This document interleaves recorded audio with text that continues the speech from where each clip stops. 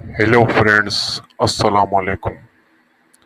دنیا میں بہت ساری مخلوقات پائی جاتی ہیں، جس میں زمین میں بھی ہیں اور سمندر میں بھی۔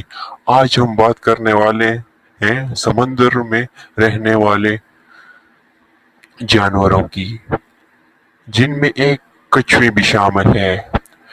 کیا آپ کو معلوم ہے کچھووں کی بچوں کی بڑی تعداد پلاسٹک سے مرنے لگی ہے؟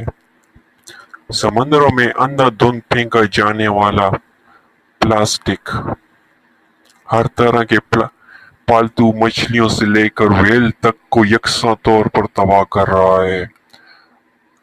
ایک مطالعے سے یہ بات سامنے آئی ہے کہ آسٹریلیا کے سمندروں میں پائے جانے والے جتنے مردہ کچھوے کے بچے ملے ہیں، ان کی نصف تعداد پلاسٹک سے ہلاک ہوئی ہے، اور بعض کے پیٹ میں پلاسٹک کا کچرا پڑا ہوا تھا۔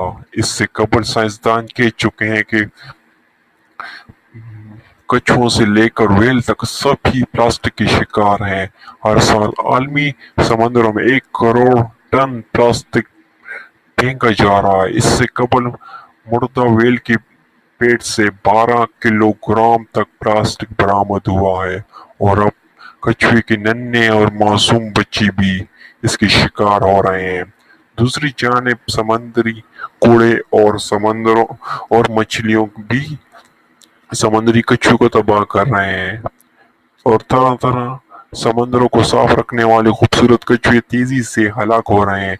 کچھ اقسام کے پلاسٹک جانوروں کے معدے کو نقصان پہنچائے بغیر باہر نکل جاتے ہیں، لیکن ان کی بڑی تعداد آنتوں اور معدوں میں جمع ہو جاتی ہے، جس سے یہ جانور مر جاتے ہیں۔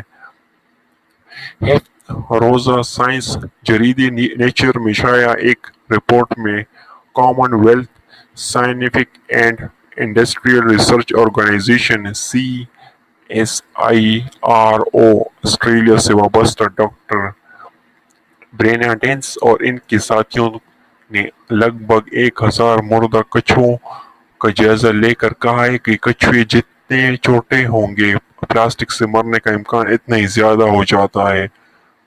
ماہرین نے دیکھا ہے کہ انڈے سے باہر آتے ہی بہت چھوٹے بچے اس سے متاثر ہوتے ہیں، اور طرح ان کی نصف تعداد مردہ پائی گئی ہے۔ ان سے قدرے بڑے بچوں کے 25% تعداد موت کی شکار ہوئی ہے، جبکہ بڑے کچھووں کی 15% تعداد موت کے کنارے دیکھی گئی ہے۔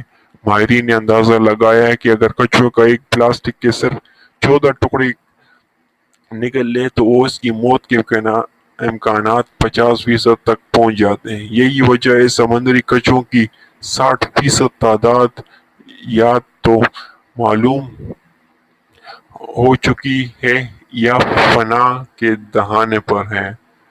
امید ہے آپ کو یہ ویڈیو پسند آئی ہوگی۔ اگر یہ پسند آئی ہے تو اسے لائک کریں، شیئر کریں اور چینل کو سبسکرائب کرنا نہ بھولیں۔ اللہ حافظ۔